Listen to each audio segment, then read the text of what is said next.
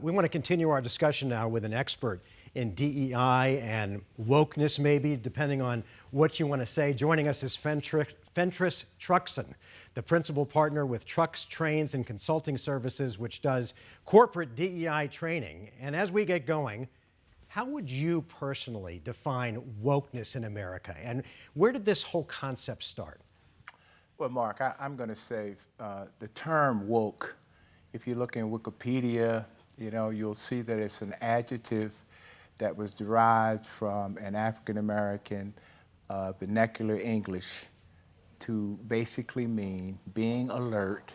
But as you alluded to earlier, there's one other thing we forgot, and that means being attentive to do something about the social justices and prejudice, racism, discrimination that you see today.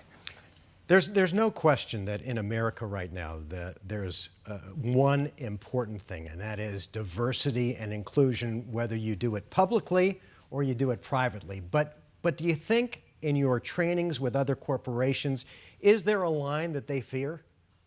Well, I can tell you that, first off, the Supreme Court rulings have definitely had a tremendous impact on what the corporation's commitments are, as we see visibly, unlike they were when the George Floyd incident, you recall.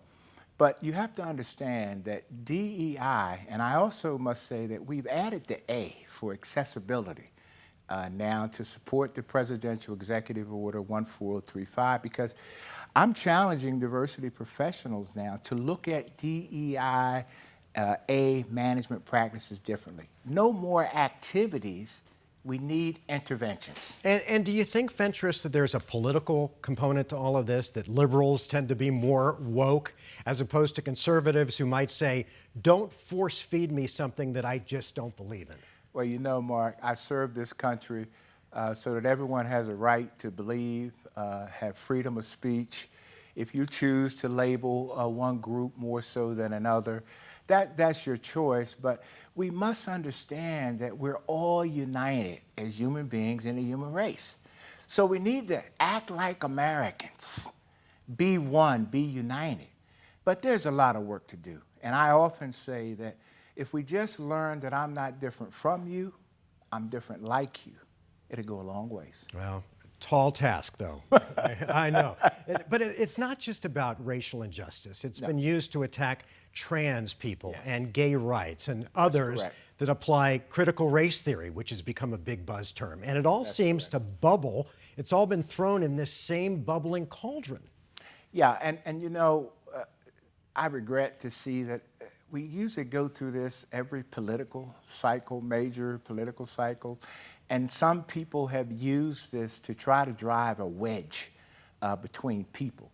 But we still must understand that where there's unity, there's always victory. And as this country has always been a beacon of hope for others, we almost, seem like we want to go backwards, but we're not going there. We're going forward. So many people have died and sacrificed to get us here. And I must tell you, companies, and I often refer to the CEO of JP Chase Morgan, who has said that DEI and the backlash, it's only threatening as far as the leaders will allow it to be. All right, last question. How can corporations, the ones you work with and others that maybe are watching tonight, how can they accommodate and encourage diversity without alienating employees and customers? Well, first off, they must understand that it's when we talk about diversity, it's beyond race and gender. So I think that now companies need to focus more on accessibility to services. Are your websites accessible? Do you understand what a AAA 2.1 rating from the WCAU is? Do you understand that there are geographical and language challenges, people that live rural and urban, our tribal communities, and then the limited English proficiency?